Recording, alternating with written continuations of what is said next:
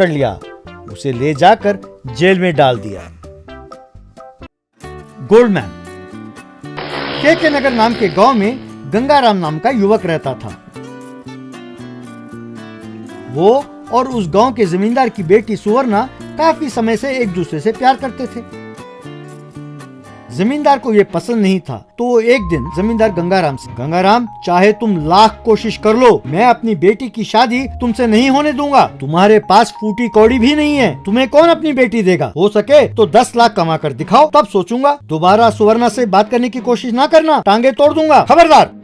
वही बात सोचते हुए बैठे गंगाराम के पास भीकू नाम का एक व्यक्ति आया।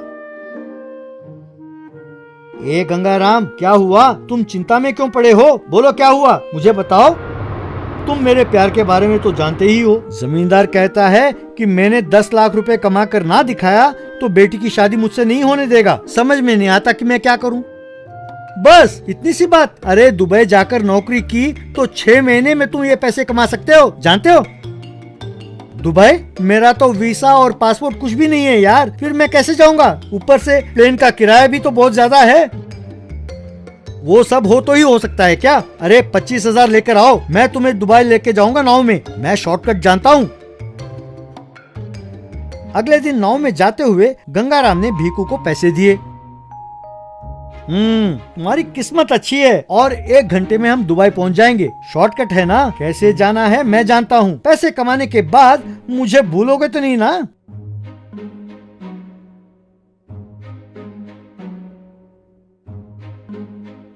यूं कहकर नाव एक समुद्र के किनारे पहुंची। यही दुबई है, जल्दी जाओ, पुलिस ने देख लिया तो मुसीबत हो जाएगी, जाओ जल्दी। फिर वो नाव लेकर वहां से चला गया।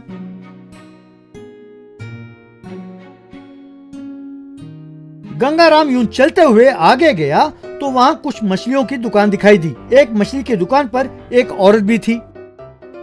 क्यों दीदी, दुबई आकर भी आप मछली पकड़कर गुजारा कर रही हो? आप इस जन्म में नहीं सुधरोगे। दुबई कहाँ है मूर्ख, ये हिंदुस्तान है। कहीं वो भीकू तो नहीं लेकर आया तुम्हें? फिर साथ वाले दुकानदार से, अरे भीकू ने एक और बकरे को लाकर छोड़ा है यहाँ पे, कहकर चिल्लाई। उसके साथ हुए धोखे को जानकर गंगाराम ने सिर पकड़ लिया। हे भगवान, गांव में मैं सबको कह के आया बड़े गर्व के साथ कि मैं दुबई जा रहा हूँ। मैं नहीं जानता था कि वो कमीना मुझे धोखा देगा। कोई उपाय सोचना होगा। बाद में अपने पास बचे पैसों से नकली सोने के आभूषण खरीदा। उसे पहनकर 4 पहलवानों के पास गया। भैया, मैं दुबई से आ रहा हूँ, मुझे गांव जाना है। यदि मेरी सुरक्षा 1 महीने के लिए करोगे तो एक एक को 50-50 हजार रुपए दूंगा। वे मान गए। फिर बॉडीगार्ड्स के साथ गंगाराम गांव गया।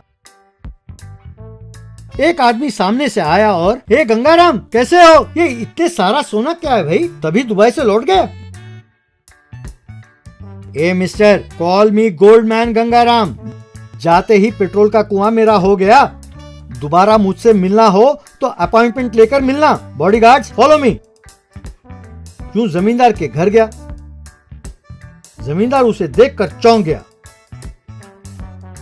क्यों ससुर जी, चौंक गए? आपने मुझे 10 लाख कमाने को कहा था ना, पर मैंने कितना कमाया मेरे आभूषण देखकर ही आप समझ गए होंगे। दुबई जाते ही एक घर में काम पर लग गया। उन्होंने अपने आंगन में एक पेड़ लगाने को कहा। मेरे मिट्टी के खोदते ही वहाँ से पेट्रोल का कुआं निकला। पास एक और जगह खोदा तो वहाँ एक और कुआं निकला। तो उसने बहुत खुश होकर एक कुआं मुझे दे दिया।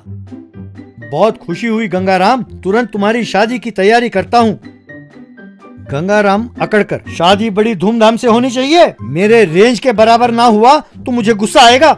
अरे बॉडीगार्ड्स, इस खुशी के मौके पर ये गोल्ड चेन आप लोग ले लो, पर इन्हें बेचना नहीं, ठीक है? शादी के दिन गंगाराम मंगलसूत्र पहनाने ही वाला था कि ठीक उसी समय ठहरो की आवाज आई। रुककर देखा तो बॉडी बिल्डर आ रहे थे। क्यों बे, नकली सोने के चेन से हमें धोखा दे रहे थे? हमें तुम पर शक हुआ तो इस चेन को जांच कराया, सब रोल्ड गोल्ड हैं, पता चला है। जमींदार जी, मुझे माफ करें। इस डर से कि सुवर्णा मुझे नहीं मिलेगी, मैंने आपसे झूठ बोला था। आपने सच ही कहा है, मैं उसके काबिल नहीं हूँ। मैं इसी वक्त गांव छोड़कर चला जाता हूँ, फिर कभी लौटूंगा नहीं। रुको गंगाराम, तुमने जो किया वो गलत है, पर इससे पता चल गया है कि तुम मेरी बेटी से कितना प्यार करते हो। किसी भी बाप को इससे ज्यादा क्या चाहिए। तुम्हारे पास पैसा नहीं है तो क्या हुआ, दिल तो बड़ा है। मेरी बेटी के द्वारा मैं तुम्हारे लिए एक अच्छा कारोबार कराऊंगा। मेहनत करके जिंदगी में आगे बढ़ो। यूं उन दोनों की शादी बड़े धूमधाम से हुई।